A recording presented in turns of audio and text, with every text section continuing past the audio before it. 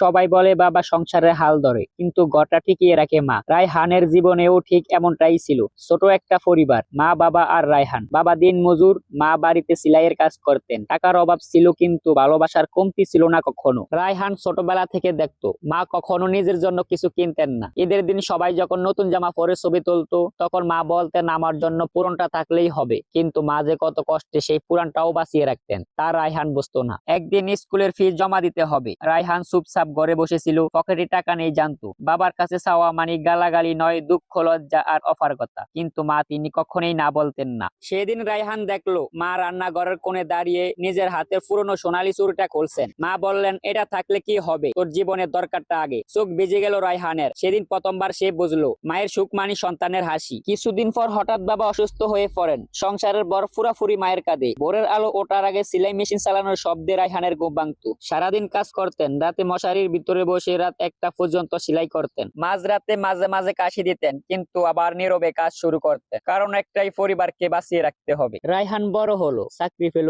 প্রথম বেতন হাতে নিয়ে মাকে দিতে গেলে মা হাসলেন, আমি তো তোর জন্যই বেঁচে আছি, আমার কি লাগবে। কিন্তু রায়হান হার মানলো না। সোনার দোকানে গিয়ে একটি চুড়ি কিনে আনলো। মায়ের হারানো সেই চুড়িটা ফিরে দেওয়ার স্বপ্ন যেন। মায়ের হাতে চুড়ি পরিয়ে দিয়ে সে বলল, কখনো আবার নিজের জিনিস বিক্রি করে আমাকে বাঁচানোর চেষ্টা করবেন না, এবার থেকে আমি আপনাকে বাঁচাবো। মা কিছু বললেন না, শুধু চোখের কোণে ভিজা ওঠা দেখে রায়হান বুঝলো মায়ের কষ্টগুলা তো ভাষায় বলা যায় না, শুধু অনুভব করা যায়। সেই দিন থেকে রায়হান নিজের জীবনের সবচেয়ে বড় সত্যটা বুঝে গেল। মা তখনই হাসেন যখন সন্তান ভালো থাকে, আর মা তখনই কাঁদেন যখন নিজের কষ্টগুলো লুকাতে হয়। আজকের ভিডিও এই পর্যন্তই। ভালো থাকবেন, সুস্থ থাকবেন, আর চ্যানেলে নতুন হয়ে থাকলে একটা সাবস্ক্রাইব করবেন। ধন্যবাদ।